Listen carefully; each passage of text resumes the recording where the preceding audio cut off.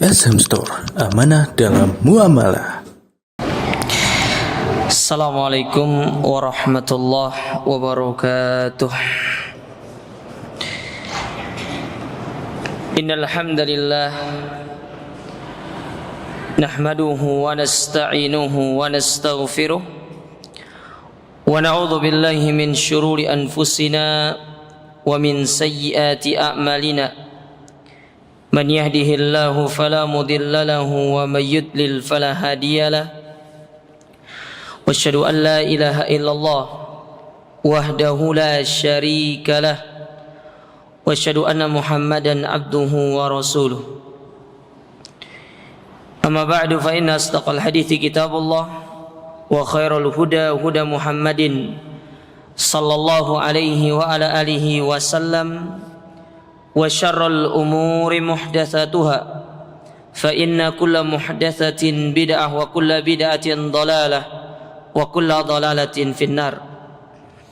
Ma'asyiral muslimin, ikhwani fillah wa akhwati rahimani wa rahimakumullah.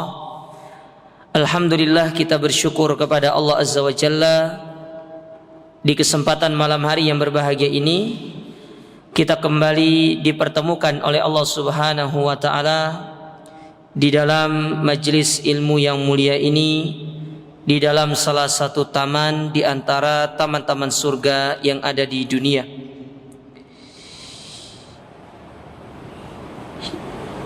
Yang mana para jamaah sekalian, menuntut ilmu itu merupakan jihad. Jadi orang-orang yang datang ke majelis ilmu meninggalkan rumahnya dalam rangka untuk dia mempelajari tentang agama Allah, maka dia dikatakan sebagai orang yang sedang berjihad di jalan Allah. Dan orang yang sedang berjihad, yang perlu pertama kali untuk diperhatikan adalah masalah niat. Sebagaimana Nabi SAW pernah menceritakan dalam hadis yang dikeluarkan Imam Ahmad dan Imam Muslim tentang orang-orang yang pertama kali yang akan dilemparkan ke dalam api neraka. Di antaranya Nabi SAW mengatakan wa rajulun yata'allamu ilman, yaitu seorang yang menuntut ilmu agama. Kenapa dia dilemparkan ke dalam api neraka? Karena niatnya tidak ikhlas, tidak menata hatinya. Maka kita yang keluar dari rumah kita jauh-jauh datang ke tempat ini, hendaklah senantiasa menata hati untuk senantiasa kita ikhlas kepada Allah. Karena dengan keikhlasan itulah yang akan memudahkan kita memahami agama yang mulia ini. Karena mungkin bisa jadi selama ini kita belajar, kita tidak faham tentang syariat Allah ini disebabkan karena ketidakikhlasan kita kepadanya. Maka luruskan niat, insya Allah Ta'ala Allah akan memberikan ilmu yang bermanfaat kepada kita. Malam hari yang berbahagia ini kita akan melanjutkan kembali pelajaran kita dari kitab Syarah Thalatsatil Usul, penjelasan dari 3 landasan utama yang ditulis oleh Asy-Syaikh Muhammad ibn Shalih Al-Utsaimin rahimahullahu taala. Dan pembahasan kita sekarang masuk ke dalam perkara yang kedua yang berkaitan dengan iman kepada Allah, yang mana sebelumnya itu kita telah menyebutkan rukun iman itu ada 6. Yang pertama, iman kepada Allah. Dan iman kepada Allah itu mencakup 4 perkara. Yang pertama, beriman terhadap wujud Allah. Dan mengimani akan wujud Allah ini memiliki 4 komponen penting. Yang pertama yaitu dalil secara fitrah, di mana fitrah manusia itu mengimani akan adanya Allah. Sedangkan yang kedua, dalil secara akal, yang mana akal manusia itu meyakini tidak akan mungkin seluruh makhluk yang ada di atas muka bumi ini ada dengan sendirinya, tapi pasti akan ada yang menciptakannya. Ya. Kalau kita mau merunut diri kita saja, kita lahir dari ibu bapak kita, betul? Ibu bapak kita dari nenek kakek kita, terus seterusnya kembali kepada Nabi Adam. Pertanyaannya, siapa yang menciptakan Nabi Adam? Allah. Tidak mungkin Nabi Adam itu menciptakan dirinya sendiri, tapi Allah Subhanahu wa ta'ala.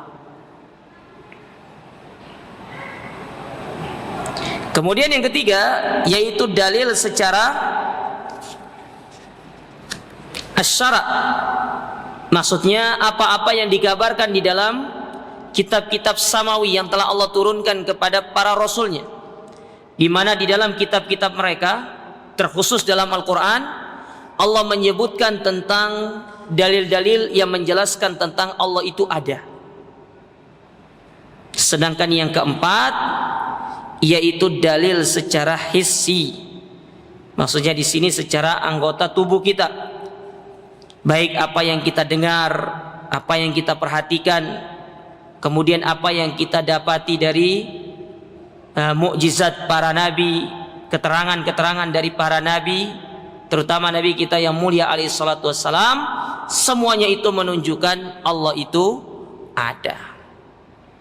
Nah, ini perkara yang pertama yang kita pelajari pada pertemuan kemarin. Sekarang kita masuk ke komponen yang kedua yang berkaitan dengan iman kepada Allah, yaitu al-imanu birububiyatihi, beriman terhadap rububiyah Allah,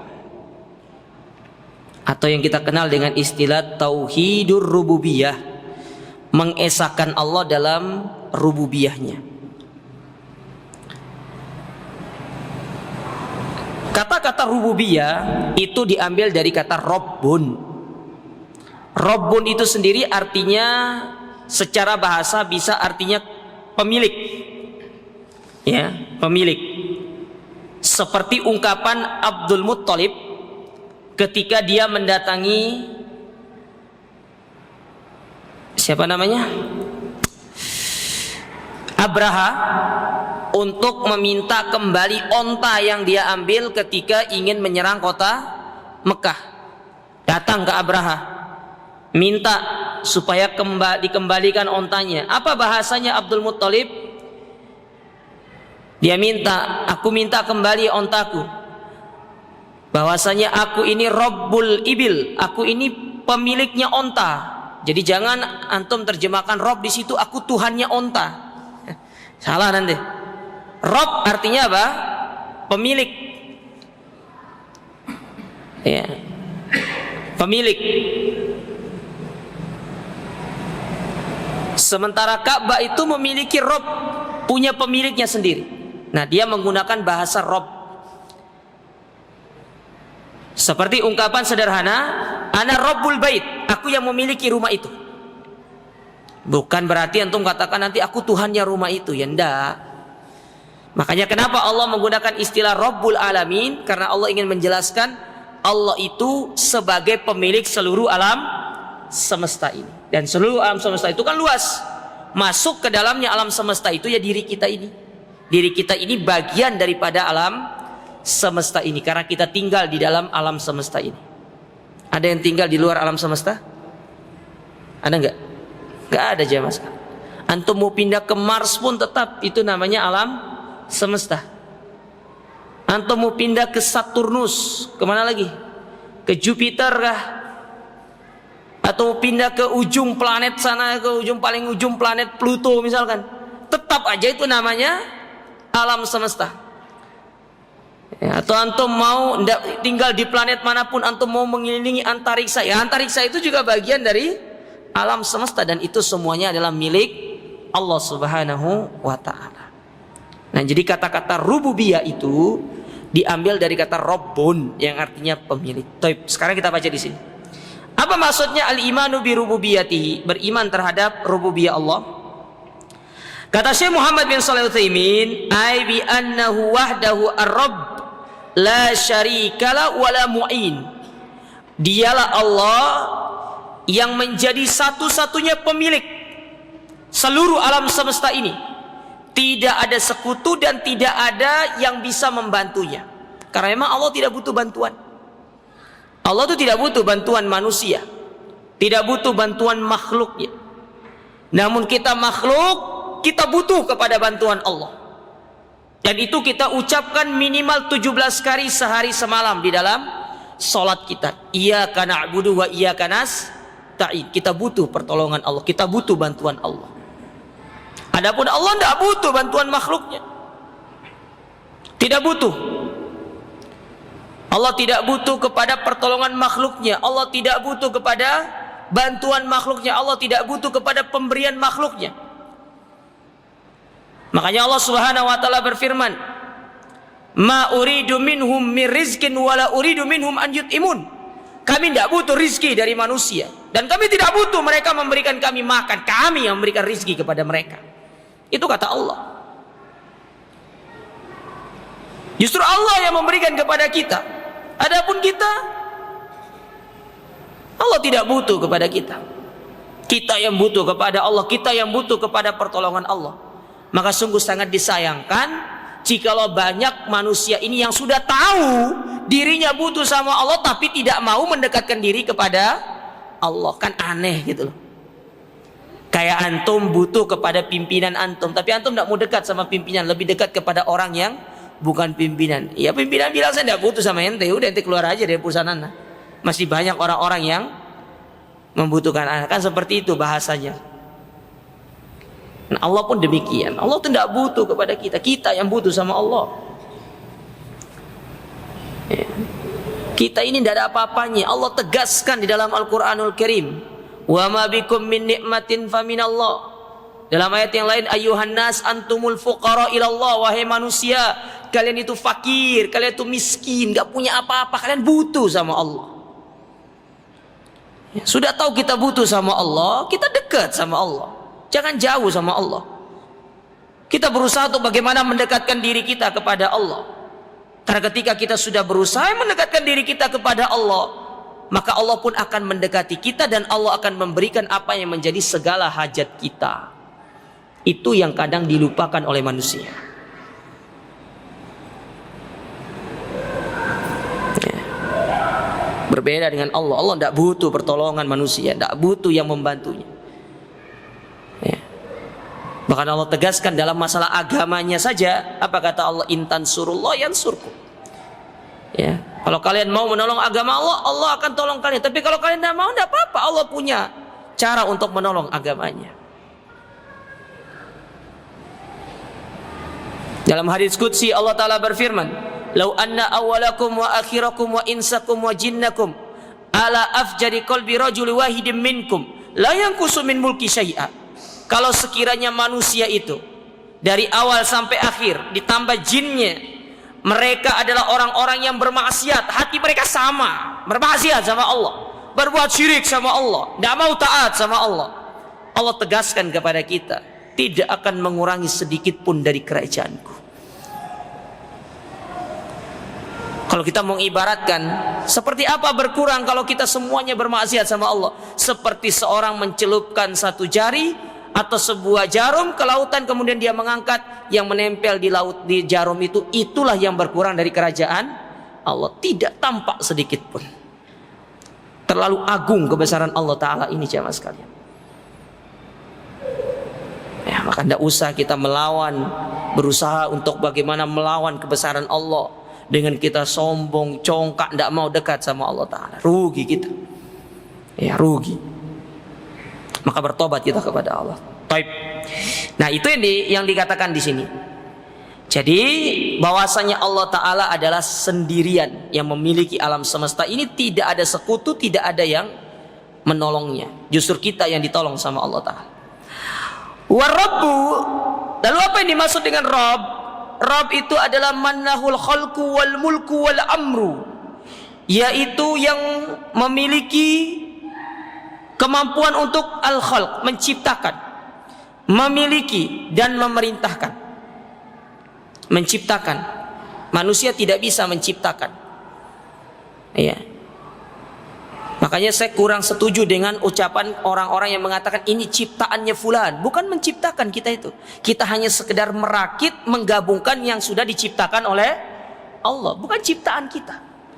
Cipta itu dari yang tidak ada menjadi Ada itu namanya cipta. Dari tidak ada menjadi ada.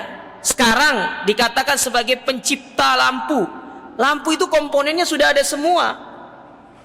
Sudah ada semua komponen lampu itu. Ya. Tidak bisa antum mengatakan diri antum pencipta. Namanya cipta itu dari tidak ada menjadi ada. Itu baru namanya mencipta. Kalaupun kita yang sudah ada bahan bakunya bukan mencipta namanya, tapi hanya sekedar mengumpulkan, merangkum, kemudian meramu sesuatu yang sudah Allah ciptakan menjadi sebuah benda yang lain. Itu namanya merangkum, bukan mencipta namanya. Ya, bukan mencipta. Nah, yang memiliki kemampuan menciptakan itu cuma Allah. Ya, cuma Allah Subhanahu wa ta'ala. Wal mulku. Ya, kemudian yang memiliki atau yang menguasai. Kita ini tidak ada yang menguasai kita dari kalangan sesama makhluk.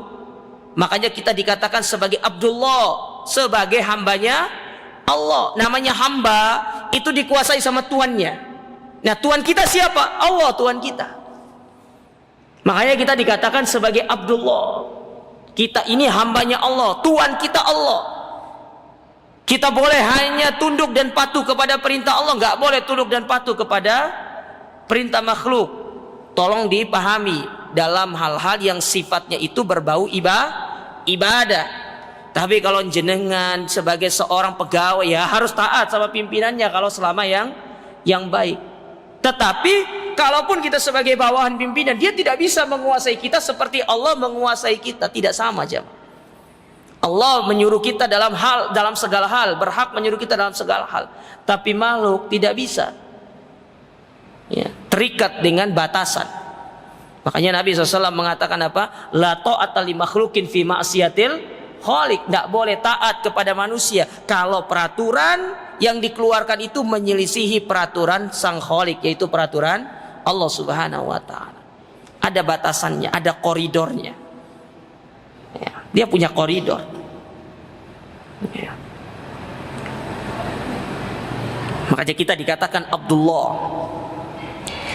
Wal amr, yang mengeluarkan perintah, yaitu Allah Subhanahu wa ta'ala. Perintah Allah mutlak untuk kita ikuti, tapi perintah manusia harus ditimbang dengan perintah Allah. Ketika perintah manusia tidak bertentangan dengan perintah Allah, maka boleh untuk kita melakukan. Tapi perintah itu ketika bertentangan dengan perintah Allah, tidak ada kewajiban kita mengikuti perintah manusia. Makanya kemutlakan itu hanya dimiliki oleh Allah dan Rasulnya, tidak dimiliki oleh makhluk. Makhluk itu terikat dengan perintah Allah dan Rasulnya. Makanya Allah Subhanahu wa ta'ala berfirman, ya ayuhan nas ati'ullah wa ati'ur rasul wa ulil amri minkum. Wahai manusia, taatlah kepada Allah, taatlah kepada manusia. Ketika Allah taatlah kepada Rasulmu. Ketika ingin menyebutkan taat kepada manusia, Allah tidak mengatakan ati'un nas, ati'u ulil amri, tidak, tapi langsung menyebutkan wa ulil amri minkum, tidak menambahkan kata ati'u. Kata para ulama tafsir itu menunjukkan ketaatan kita kepada ulil amri, kepada manusia, itu sifatnya adalah muqayyad, terikat dengan perintah Allah dan Rasulnya, ditimbang dengan sisi syariat. Ya. Karena apa yang Allah keluarkan dan Rasulnya keluarkan pasti benar. Sementara apa yang dikeluarkan oleh manusia ada benarnya, pasti ada salahnya. Ada baiknya, ada buruknya. Berbeda dengan Allah dan Rasulnya. Ya. Ini prinsip beragama jamaah. Prinsip kita beragama. Di dalam kita berakidah, berkeyakinan. Dan inilah akidah Islam yang diajarkan oleh Nabi SAW kepada kita, yang harus kita pegang teguh. Sampai kapan? Sampai kita meninggal dunia. Jangan pernah meninggalkan akidah ini. Sebagaimana Allah menyuruh kita, wala tamutunna illa wa antum muslimun. Meninggallah dalam kondisi muslim, dalam kondisi kita berpegang teguh dengan akidah yang benar ini. Taib. Fala khaliqa illa lillah, maka tidak ada yang mencipta atau tidak ada pencipta kecuali Allah. Wala malika illa huwa. Tidak ada yang menguasai, tidak ada yang memiliki, tidak ada raja, dari seluruh alam semesta ini kecuali Allah Ta'ala. Oleh karenanya para ulama dalam masalah bacaan Al-Quran, ulama-ulama qiraah, kata Maliki Yaumiddin itu boleh dibaca dalam dua bentuk. Yang pertama boleh mimnya panjang, yang kedua boleh mimnya pendek. Boleh jenengan itu baca Maliki Yaumiddin, boleh membacanya dengan Maliki Yaumiddin. Apakah itu tidak merubah makna? Secara makna memang tidak, istilah secara arti tidak sama memang. Tapi itu kembali kepada satu poin. Sekarang kalau kita baca ma-nya panjang, Maliki Yaumiddin. Apa sih artinya ma itu? Ma itu artinya kalau panjang, yang memiliki hari pembalasan. Siapa yang memiliki hari pembalasan? Allah. Allah yang memiliki hari pembalasan itu. Sekarang kalau ma-nya dibaca pendek, apakah artinya? Maliki Yaumiddin kalau ma-nya pendek itu artinya raja. Kalau diterjemahkan Allah itu raja pada hari kiamat. Benar. Karena seluruh raja-raja dunia yang pernah ada di atas muka bumi semuanya tunduk kepada satu raja, yaitu Allah Subhanahu wa Ta'ala. Fir'aun dengan kerajaannya tidak akan ada apa-apanya nanti di hari kiamat. Allah tenggelamkan di dunia, apalagi di hari kiamat. Jangankan itu raja Indonesia, raja dunia yang terkenal saja, Namrud, tidak ada apa-apanya. Antum jangan bandingkan kerajaan kerajaannya Fir'aun dengan kerajaan Majapahit, Diponegoro, Singosari, beda. Dia masih skalanya Indonesia. Kalau dia Namrud, Fir'aun itu skalanya sudah luas kerajaannya. Tapi mereka selama di dunia benar berkuasa. Ketika nanti di hari kiamat tunduk pada satu raja, yaitu Allah Subhanahu wa Ta'ala. Tidak akan ada mereka yang membanggakan kerajaan. Oh, saya dulu pernah jadi raja di dunia. Gak ada. Semua tertunduk lesu, tertunduk menghadap tanah, karena mereka takut dengan hari yang namanya hari persidangan. Adapun orang-orang beriman, mereka akan bertemu dengan Allah Subhanahu wa Ta'ala dengan wajah yang berseri-seri. Maka benar antum kalau baca dua-duanya. Cuma masalahnya ini tidak bisa langsung dipraktekkan.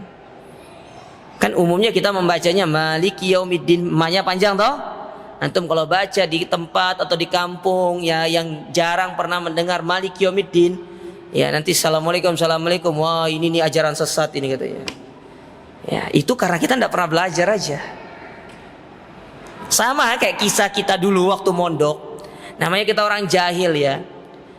Ya dulu ada musyrif kita jadi imam. Ya, subhanallah bacaannya bagus. Salat ternyata beliau itu menggunakan riwayat he di belakangnya itu loh, waduhe. Teman ana saking pedenya itu langsung membenarkan ustadznya tuh. Waduha katanya gitu. Itu di salat itu. Ya tapi imamnya lanjut aja, waduhe walaili idza saja. Terus saja. Ya, tidak menghiraukan yang membenarkan. Waduha walaili idza saja. Diulangi sama teman kita nih. Ya, setelah salam kemudian kita ngobrol tuh imamnya salah segala, akhirnya dijelaskan, oh gini-gini, malu sendiri jadinya. Ya karena kita tidak punya ilmu, jahil kita. Punya jahil. Ya. Makanya kudu belajar. Ilmu Allah itu luas. Antum selesai usul salasah apa cukup? Tidak cukup jemaah sekalian. Tidak cukup. Harus tambah terus. Ya, terus ditambah. Orang kalau sudah menyelami nikmatnya menuntut ilmu, dia akan lupa waktu saking dia itu menikmati yang namanya menuntut ilmu tersebut. Nah, jadi wala malika illa huwa. Tidak ada raja kecuali dia. Tidak ada yang memiliki alam semesta ini kecuali dia. Maka tidak bisa manusia mengklaim dirinya, oh punya saya ini, punya saya, tanah ini milik saya. Iya, itu hanya sekedar titipan Allah. Pada hakikatnya tanah itu milik Allah Ta'ala, bukan milik antum. Buktinya antum meninggal, antum tinggalkan tanah itu, betul atau tidak? Antum tinggalkan. Kuburan yang kita pakai pun tidak selamanya milik kita. Ketika tidak ada lagi tempat untuk kita mengubur manusia, kuburan kita dipakai untuk mengubur orang lain. Bukan punya kita selama-lamanya. Bukan punya kita. Siapa bilang dunia ini punya kita? Ya. Semua itu titipan. Allah mau ambil. Kapan Allah ingin ambil, Allah ambil. Terserah Allah kapan mau mengambil dan dengan cara apapun Allah akan mengambilnya. Itu terserah Allah. Maka jangan mengklaim, "Hada mali, ini hartaku di tanahku." Lah. Semua itu bukan punya kita. Semua itu hanya titipan dari Allah Ta'ala. Maka bijaklah untuk bagaimana menyiapkan jawaban atas titipan ini, jamaah sekalian. Bijak kita. Ya, benar-benar kita siapkan diri kita. Allah titipkan tanah, titipkan harta. Antum harus tahu caranya untuk bagaimana menjawab nanti pertanyaan. Fulan, aku dahulu dari dunia aku titipkan kau tanah. Apa kau gunakan tanah itu? Aku titipkan kau harta, kau gunakan untuk apa harta itu? Harus jelas. Ya, dan semua itu bisa kita jawab kecuali dengan ilmu. Ilmu, jamaah sekalian. Baik. Wala amro illa lahu, dan tidak ada perintah melainkan perintah Allah. Perintah itu milik Allah mutlak. Sebagaimana Allah Subhanahu wa taala berfirman dalam surat Al-A'raf pada ayat yang ke-54, "Ala lahul khalqu wal amr." Ketahuilah, hanya milik Allah penciptaan dan perintah. Penciptaan itu murni, itu merupakan haknya Allah. Perintah mutlak milik Allah. Adapun perintah manusia itu merupakan perintah yang terikat kepada perintah Allah dan Rasulnya.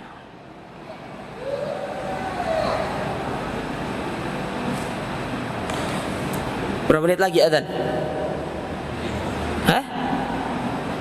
5 menit. Jam berapa adzannya? Kok cepat banget ya? Ada antum yang jadi pawang waktu di sini?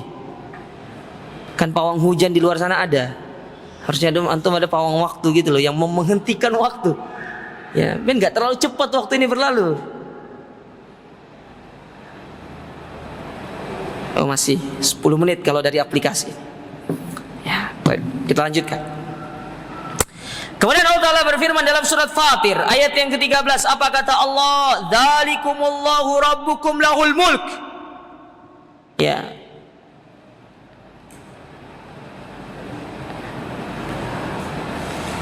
Kata Allah Subhanahu wa taala, maka yang demikian itulah Allah Subhanahu wa taala sebagai Rabb kalian. Lahul mulku, miliknya lah kerajaan ini. Kerajaan yang ada di atas muka bumi ini semuanya milik Allah Ta'ala. Seluruh alam semesta milik Allah. Makanya Allah Subhanahu wa taala berfirman dalam Al-Quran itu, "Allahumma malikal mulki tu'ti mulka man tasha wa tu'izzu man tasha wa tudhillu man tasha biyadikal khair." Ya. Ya Allah, di tanganmu lah kerajaan, di tanganmu lah segala kebaikan. Engkau memberikan kebaikan itu kepada siapa yang kau kehendaki. Engkau hinakan siapa yang kau kehendaki. Ya. Jadi kalau kita pingin mulia, pingin diangkat derajatnya sama Allah Ta'ala, gimana jamaah? Dekati Allah. Karena Allah yang memiliki kemuliaan, Allah yang memiliki kerajaan itu. Dan cara mendekati Allah yang terbaik adalah dengan kita menjalankan segala perintahnya, meninggalkan segala larangannya. Larangan Allah yang paling utama adalah perbuatan syirik kepada Allah. Sementara perintah Allah yang paling utama adalah kita mentauhidkannya dalam segala jenis ibadah kita. Itu yang harus kita perhatikan jamaah. Kalau ini kita terapkan, konsep ini kita terapkan, insya Allah Allah akan memuliakan kita. Tidak usah khawatir. Meskipun antum tidak punya apa-apa dari harta duniawi, tapi antum dimuliakan sama Allah Ta'ala karena keimanan antum, karena kewibawaan antum yang menjaga tauhid Allah Subhanahu wa Ta'ala, bukan karena harta, bukan karena jabatan. Ya. Makanya kata seorang penyair, apa kata seorang penyair?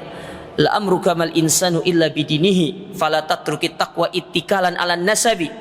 Laqad rafa'a Islamu Salman Farisi wa qad wadu asyirkan nasiba abalahabi. Ya. Kata seorang penyair, la amruka mal insanu illa bidinihi. Kemuliaan seseorang itu terletak pada agamanya. Fala tatrukit taqwa ittikalan ala nasabi. Maka jangan sampai sekali-kali antum meninggalkan takwa kepada Allah, meninggalkan tauhid, meninggalkan sunnah, lalu antum berbangga-bangga dengan nasab. Jangan. Saya nasabnya darah biru, darah pink, darah hijau, mau darah abu-abu, darah pelangi kah? Ada darah pelangi? Gak ada. Antum mau darah apapun terserah. Tapi bukan itu yang menjadi kemuliaan manusia. Yang akan menjadi kemuliaan manusia itu adalah dengan takwa, dengan iman, dengan tauhid, dengan sunnah. Lalu diberikan contoh, sungguhnya Islam datang memuliakan Salman. Siapa Salman itu jemaah sekalian? Salman datang dari Persia, sampai ke Madinah menjadi budak, dibebas, lalu dia membebaskan dirinya beriman kepada Allah. Tidak punya keluarga dia, tidak punya saudara, datang ke Madinah.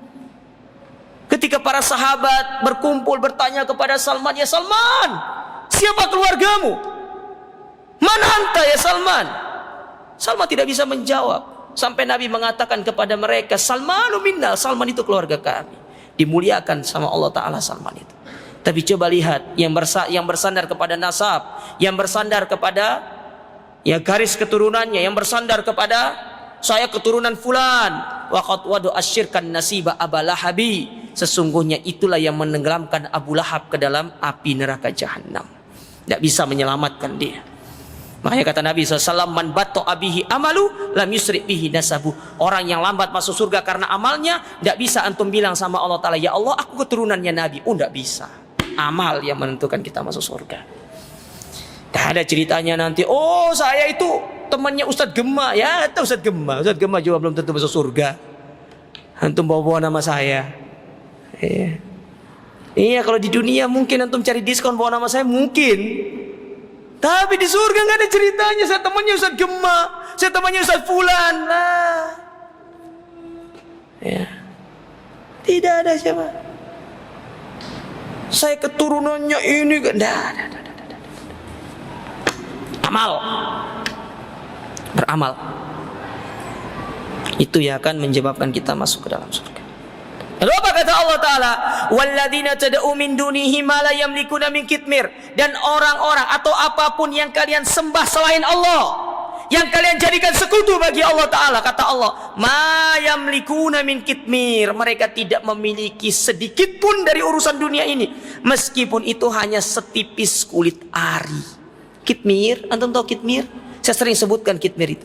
Kitmir itu adalah lapisan kulit di kurma yang membungkus kulit biji kurma. Nanti antum pulang makan kurma, antum ambil bijinya, ada kulit yang putih yang kasar itu antum lepas, itu namanya kitmir dalam bahasa Arab. Kita tidak punya yang demikian jemaah sekalian. Tidak punya kita. Tidak punya. Kalau yang demikian itu aja kita tidak punya, apalagi yang lebih besar daripada itu.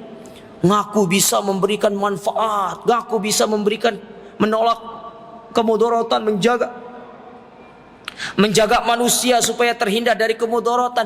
Dia sendiri aja belum tentu selamat atau tidak dari kemudaratan. Dia sendiri saja tidak tahu apakah dia bisa mendapatkan manfaat atau tidak. Sekelas Nabi loh, sekelas Nabi tidak punya manfaat, tidak punya kemudaratan. Buktinya beliau kalah dalam perang Uhud.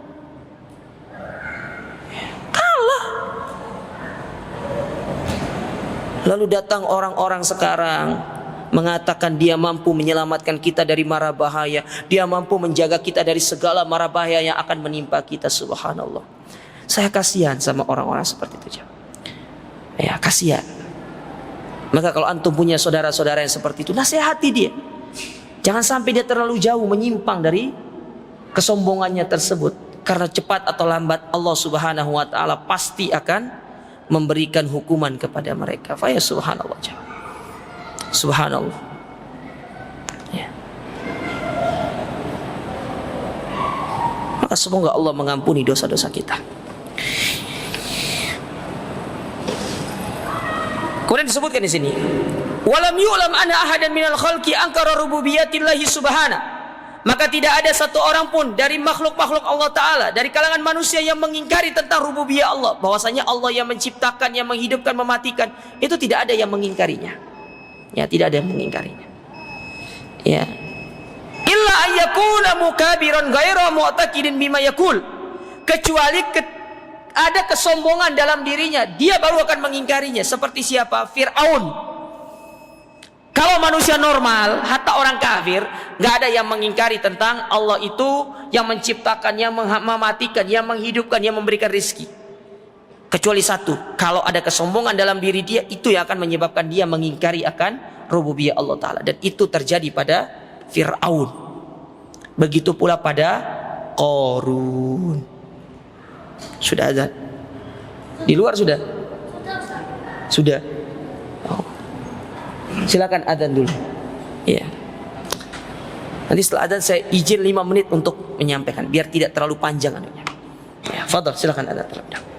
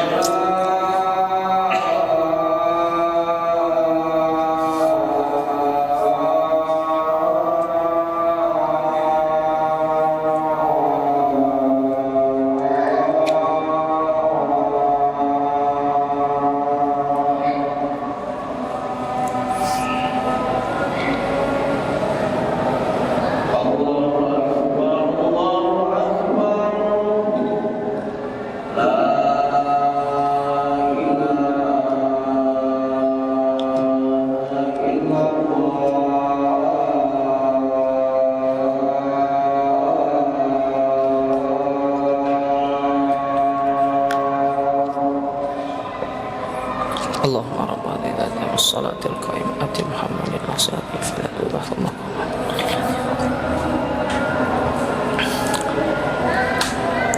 Taib, kita lanjutkan sekitar 5 menit.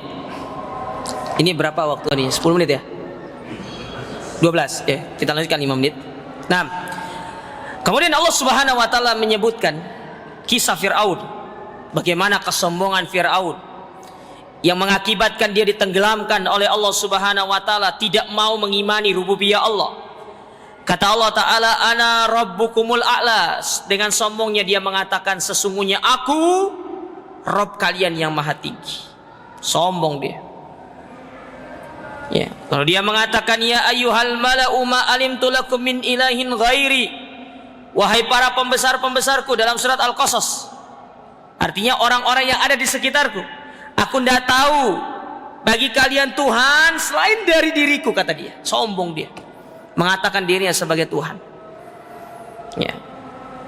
Ketika dia ditanya, Tuhan itu bisa menciptakan, bisa menghidupkan, bisa mematikan, kata dia. Maka dipanggil 2 orang, satunya dibunuh, satunya dibiarkan hidup. Aku menghidupkan, aku mematikan. Ya, semua orang bisa kalau kayak gini. Enggak perlu dia. Semua orang bisa. Bunuh satu, enggak satu. Aku bisa menghidupkan, bisa mematikan.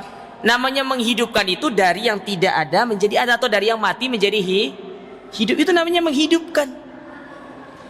Ya. Kalau yang dari sudah hidup kemudian tidak dibunuh, itu namanya membiarkan hidup, bukan menghidupkan namanya. Kayaknya perlu belajar bahasa Firaun itu. Ya, mungkin tidak lulus EYD mungkin ya. Ya, semua orang bisa jemaah. Ya. Lakin dzalika laisa an aqidatin. Ya, akan tetapi yang demikian itu tidaklah keluar kecuali dari orang-orang yang tidak beriman, tidak memiliki akidah kepada Allah Ta'ala. Makanya Allah Subhanahu wa taala berfirman, ya, padahal sebenarnya ya, Firaun itu meyakini akan Allah Ta'ala sebagai Rabb semesta alam. Cuma yang menutupi dia untuk mengakui semua itu karena kesombongannya. Dia yakin, dalam hatinya itu dia yakin gitu loh. Cuma karena sudah kadung ngomong, mau ditarik lagi itu tidak enak gitu loh. Nah, ini namanya buruknya kita memiliki madhab sungkanisme itu. Sungkan narik ucapan itu. Jangan punya madhab sungkan jemaah. Ya, apalagi dalam masalah kebenaran. Boleh antum memiliki sifat sungkan dalam satu kondisi. Antum sungkan kalau diajak makan antum nolak. Ya, kalau antum diundang makan, ikut makan. Ya, jangan sungkan makan, apalagi diajak tempat makan enak. Harus. Ya. Harus gitu. Ini enggak. Dalam hal-hal yang sifatnya maksiat, sungkan menolak temannya itu enggak boleh. Justru di situ berlaku yang namanya, kalau teman kita mengajak maksiat, di situ berlaku yang namanya amar ma'ruf nahi mungkar. Kalau antum sungkan, berarti antum diam. Dan orang yang diam dari kemungkaran itu, kata para ulama, disebut dengan syaitonul ahros, setan bisu. Dan kalau kita diam dari kemungkaran, dampaknya besar, bisa mengundang laknat Allah. Kata Allah Ta'ala, lu'inal ladina kafaru min bani Israel ala lisani Daud wa Isa ibn Maryam dzalika bima asaw wa kanu ya'tadun. Allah melaknat ya orang-orang kafir dari kalangan Bani Israel melalui lisan Nabi Daud dan Isa bin Maryam, disebabkan karena kemaksiatan yang mereka lakukan. Apa kemaksiatannya? Kanu la yatanahau an mungkarin fa'alu. Mereka ketika mendapati saudara mereka melakukan kemungkaran, diam-diam saja, tidak menasehati, tidak mengingkari, tidak mengajak kepada kebaikan. Akhirnya mereka pun dilaknat oleh Allah, dan Allah katakan walabi sama kanu yaf'alun, dan itu merupakan seburuk-buruk pekerjaan yang mereka kerjakan. Maka tidak boleh kita diam. Ya, terkadang ada syubhat dalam diri kita. Ustadz, kan tidak boleh mencampuri urusan orang lain. Kita katakan ucapan ini benar, tapi dalam urusan duniawi. Namun dalam urusan yang sifatnya agama akhirat, antum punya kewajiban mengingkari kemungkaran. Karena Nabi mengatakan man ro'a minkum, barang siapa yang melihat kemungkaran, bukan disuruh diam, tapi disuruh lerai dengan tangannya, disuruh lerai dengan nasihat. Kalau nggak bisa dengan keduanya, dengan hatinya, itu pun dia harus meninggalkan tempat tersebut. Tidak boleh dia berada di tempat itu. Faham maksudnya jemaah? Ya. Tinggal berapa menit? Pas. Tinggal 6 menit. Ada 6 menit lagi. Taib. Kita tambah satu ayat di sini. Ya. Allah Subhanahu wa taala berfirman, kata Allah taala dalam surat An-Naml ayat yang ke-14, wajahadu biha wastaiqanatha anfusuhum dzulman wa uluwa. Dan mereka mengingkari karena kezaliman dan kesombongan mereka, padahal hati mereka meyakini akan kebenaran tersebut. Artinya Firaun itu meyakini, cuma yang menutup keyakinan dia itu adalah kesombongan itu, sombong. Jadi antum harus paham jemaah ya, sombong itu ternyata disebutkan oleh para ulama di antara dampak buruknya, selain itu menyebabkan kita tidak meyakini akan akidah yang benar, kesombongan itu min mawadi ila hidayah, di antara sebab seorang itu terhindar dari hidayah. Maka jangan pelihara sifat sombong, itu tidak bagus. Ya, tidak bagus. Karena itu akan menghalangi kita dari hidayah. Orang-orang yang sombong, Allah tidak akan memberikan hidayah kepada mereka. Tapi para jamaah dirahmati dan dimuliakan oleh Allah, ini yang kita ambil pada kesempatan ini. Insya Allah kita lanjutkan pada pertemuan berikutnya. Saya ini lagi kurang enak badan ini. Ya, insya Allah kita lanjutkan pada pertemuan berikutnya, masih pada pembahasan yang berkaitan dengan tauhid rububiyah, karena masih banyak dalil-dalil yang perlu untuk kita sampaikan berkaitan dengan tauhid rububiyah ini. Kurang lebihnya kami mohon maaf. Jazakumullah khairan atas perhatian antum semuanya. Wa barakallahu fikum. Semoga Allah senantiasa memberikan istiqomahan kepada kita semuanya. Kita akhiri dengan doa kafaratul majlis. Subhanakallahumma rabbana bihamdika asyhadu an la ilaha illa anta astaghfiruka wa atubu ilaik. Wassalamualaikum warahmatullahi wabarakatuh.